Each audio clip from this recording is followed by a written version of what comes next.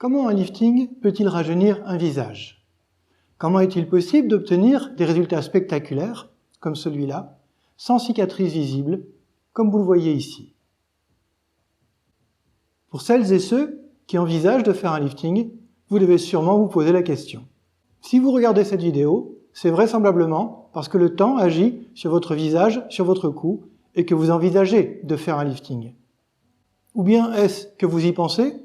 Ça n'est pas pour tout de suite, mais vous aimeriez bien comprendre comment cela fonctionne. L'immense majorité d'entre vous continue à penser que faire un lifting, c'est tirer sur la peau et du visage et du cou en vue d'obtenir un rajeunissement. Eh bien, ce n'est absolument pas ça. Et c'est l'objet de notre vidéo du jour que de vous expliquer comment fonctionne un lifting, comment il permet d'obtenir un résultat naturel et sans cicatrice visible. Je me présente, je suis le Dr Jacques Buys, je suis qualifié en chirurgie plastique, reconstructrice et esthétique, spécialiste en chirurgie esthétique. J'exerce également en chirurgie plastique pédiatrique à l'hôpital Necker Enfants Malades. Je me suis installé en 1994 et j'ai donc maintenant une expérience que je pense relativement importante et que je vais partager avec vous aujourd'hui à propos de la technique du lifting. Pour bien comprendre comment fonctionne un lifting, il faut déjà bien comprendre comment se passe le vieillissement. Alors nous allons faire un bref rappel.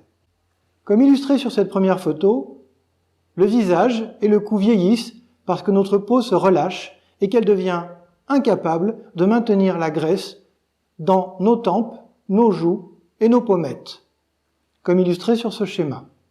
La peau et la graisse vont donc descendre, la peau parce qu'elle se relâche et la graisse parce qu'elle n'est plus soutenue par la peau. Voyons maintenant, région par région, quelles vont être les conséquences de cette descente. Eh bien, comme illustré ici, dans la région temporale, celle-ci va perdre sa plénitude et se creuser. Par ailleurs, elle va diminuer ses soutiens à la région externe de l'œil, au niveau duquel va apparaître, comme vous le voyez ici, un certain nombre de signes du vieillissement de cette région. Comme vous le voyez ici, dans la région située sous les paupières inférieures, le visage se creuse et vont apparaître des pseudopoches, nous y reviendrons ultérieurement, un creux de cerne qui va s'accentuer ou apparaître, un sillon palpébro-malaire et globalement, la pommette va perdre sa plénitude et sa projection. Un peu plus bas, la peau et la graisse, en s'accumulant, en venant buter contre la bouche et le menton, elles vont venir former les signes du vieillissement de la partie basse du visage, les sillons nasogéniens, l'abaissement des coins de la bouche, les plis d'amertume et les bas joues. Avez-vous déjà essayé de vous regarder dans un miroir en position allongée? Si ce n'est pas le cas, je vous incite à le faire. Vous allez le voir, c'est très instructif. Alors, la position allongée, comme illustré ici, est une position dans laquelle la tête est légèrement plus basse que les pieds, afin de bien inverser l'action de la gravité sur la peau et sur la graisse au niveau du visage et du cou. En effet, dans cette position, l'action de la gravité s'inverse et la peau, la graisse, vont remonter. Et c'est cette remontée qui va être à l'origine du rajeunissement que vous observez sur cette première patiente, ici, mais également sur cette seconde patiente. Ainsi, chez ces deux patientes, comme vous pouvez le voir, le rajeunissement est obtenu sans aucun ajout de volume, sans aucune traction sur la peau. L'un comme l'autre sont donc inutiles et préjudiciables car source de problèmes. Par ailleurs, comme vous le constatez, le rajeunissement est obtenu en quasi-totalité, à 99%, par cette unique remontée de la peau et de la graisse, comme vous le voyez ici. Il ne reste qu'un petit pourcent, on va peaufiner, en enlevant la peau en excès, qui est à l'origine de la descente des volumes, comme vous le voyez ici. Elle est illustrée, cette peau en excès, par les plis qui apparaissent en position allongée lorsque le visage est rajeuni, et qui témoignent de ce mouvement de remontée et de l'existence de cette peau en excès. Voilà, nous savons maintenant qu'un bon lifting, c'est un lifting qui remonte la peau, la graisse, et c'est tout. La seconde étape fera l'objet d'une vidéo à part entière. Elle correspond à quel lifting faut-il choisir pour obtenir le rajeunissement auquel vous aspirez, en fonction du problème qui est le vôtre. Maintenant, nous allons voir comment reproduire techniquement le rajeunissement observé en position allongée? Eh bien, pour remonter les volumes, il faut pouvoir accéder sous la peau. C'est la première étape. Elle consiste donc à passer à travers la peau. Il va donc falloir décider à quel endroit nous allons passer en fonction du lifting qui est réalisé afin d'obtenir, à terme, la cicatrice la plus discrète possible. Cette première étape est décrite dans la vidéo concernant les liftings et les cicatrices.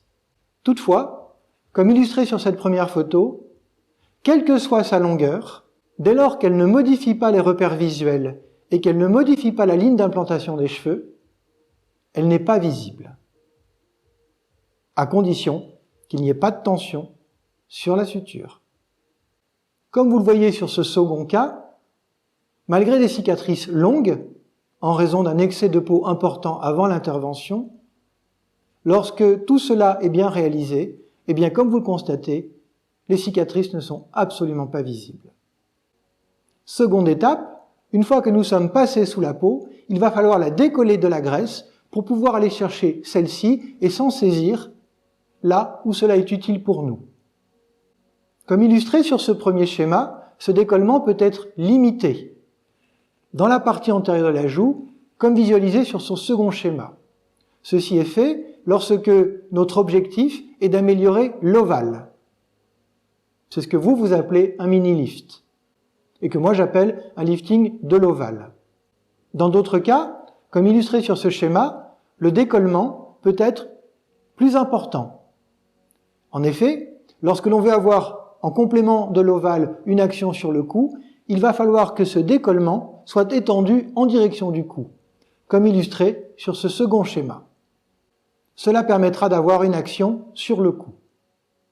Troisième étape, maintenant que cette graisse est accessible, on va pouvoir s'en saisir pour la remonter. C'est le temps essentiel du lifting, c'est ce qui produit le rajeunissement.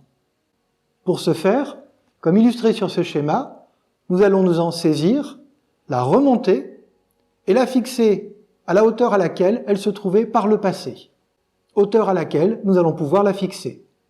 Les moyens techniques utilisés pour la remontée et la fixation de la graisse vont dépendre en fonction du type de lifting qui est réalisé. Dans un lifting de l'ovale ou dans un lifting de l'ovale et du cou, la graisse va être repliée sur elle-même vers le haut, puis fixée à elle-même. Dans un lifting de la région médiane ou lifting malaire, ou dans un lifting temporal, la graisse va être remontée, puis fixée à des éléments fixes situés à la partie haute, comme illustré ici. Cette plicature porte le nom de plicature du SMAS. SMAS, cela signifie système musculo-aponeurotique de surface. Et cette appellation, à cause de l'existence du mot musculo dedans, est à l'origine d'une grande confusion concernant l'intérêt qu'il y a ou qu'il n'y a pas à remettre en tension les muscles pendant un lifting. En fait, quel que soit l'âge, même lorsque votre visage et votre cou ont vieilli, vous êtes toujours capable de faire des mimiques. Donc vos muscles n'ont aucun besoin d'être tendus. Lorsqu'un chirurgien vous dit qu'il va mobiliser vos muscles dans le cadre d'une plicature du SMAS, en fait, il va utiliser le reliquat fibreux d'un muscle qui existait par le passé lorsque nous étions, selon Darwin, des singes. Mais aujourd'hui, ce muscle n'existe plus. C'est une lame fibreuse qui nous sert à replier la graisse sur elle-même parce qu'elle se situe au milieu de la graisse. Donc, soyons clairs sur la question, aucune action sur les muscles, cela est d'aucune utilité. Enfin, une fois que la graisse est remontée, le visage est rajeuni et, comme illustré sur ce schéma, il ne nous reste plus qu'à enlever la peau en excès. Pour cela, nous allons réétaler la peau en trop, à l'origine de la descente de la graisse. Elle est maintenant remontée, comme vous le voyez ici. Nous allons fixer sa face profonde à la face superficielle de la graisse jusqu'à la ligne d'incision, de manière à éviter qu'il existe le moindre espace mort dans lequel du sang puisse se collecter et former un hématome. C'est ce qu'on appelle le capitonnage. Une fois que ce capitonnage est réalisé, eh bien, il suffit de couper la peau en trop, qui déborde, en se laissant une petite marge de sécurité, et enfin à réaliser une suture, encore une fois, sans aucune tension. Ainsi, c'est en respectant toutes ces étapes, qui sont simples, que l'on peut garantir un résultat naturel et une absence de cicatrices visibles. Nous avons dit naturel, alors vérifions cela. Comme sur ce premier exemple, vous pouvez le voir, il s'agit d'un lifting de l'ovale, ce que vous appelez un mini-lifting. Le résultat est parfaitement naturel, il n'y a rien de choquant, rien ne permet de discerner cette patiente de qui que ce soit. Chez cette autre patiente, qui a présenté un lifting de l'ovale et du cou, eh bien, là encore, rien de choquant, que du naturel. Avec une amélioration particulièrement visible. Mais naturel pour autant. Voyons maintenant sur cet autre exemple, un résultat naturel d'un lifting vertical de la région médiane ou lifting malaire, ou lifting vertical médian. Là encore, le résultat, comme vous le voyez, est parfaitement naturel. Ici, un autre résultat, celui d'un lifting temporal. Comme vous le voyez, les tempes ont retrouvé leur plénitude. Le résultat est encore ici naturel. Rien ne choque. Enfin, pour terminer cet aspect naturel, voilà l'exemple d'une patiente qui a bénéficié d'un lifting composite, c'est-à-dire de la réalisation des 3 liftings, temporal, médian, latéral, dans le même temps, avec, malgré ce, comme vous le voyez, un résultat parfaitement naturel là encore. Vérifions maintenant l'invisibilité des cicatrices. Eh bien, commençons par la région temporale. Voilà une patiente qui a bénéficié d'un lifting de la région temporale avec une cicatrice située devant les cheveux. Elle a bénéficié d'un artifice technique qui fait que les cheveux repoussent à travers la cicatrice. Et comme vous le voyez, la cicatrice n'est pas visible. Voilà maintenant un exemple de cicatrice, de lifting, de l'ovale et ou de lifting de l'ovale et du cou. C'est la même chose. Comme vous le voyez, la cicatrice est parfaitement discrète et invisible. Et nous terminons cette vérification de l'invisibilité des cicatrices avec des cicatrices de lifting vertical médian qui, comme vous le voyez sur cet exemple, ne sont absolument pas visibles. Donc, si la technique est bonne, si le lifting se borne à remonter les tissus, sans tirer sur la peau, sans ajouter de volume, sans agir sur les muscles ni sur le squelette, eh bien, nous pouvons garantir que le résultat sera naturel et que les cicatrices ne seront pas visibles. Voilà, nous en avons terminé avec ce sujet technique. J'espère qu'il vous aura apporté des éclaircissements, que vous aurez appris des choses, que cela vous sera utile et que cela vous aura rassuré pour vos éventuels projets de lifting à venir.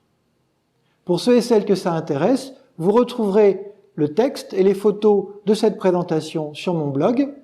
Le lien figurera dans la description.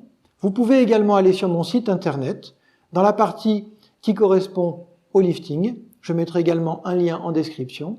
Vous pouvez également aller sur la page YouTube, regarder les autres vidéos de chirurgie esthétique consacrées au lifting ou aux autres techniques, ainsi que les vidéos de médecine esthétique.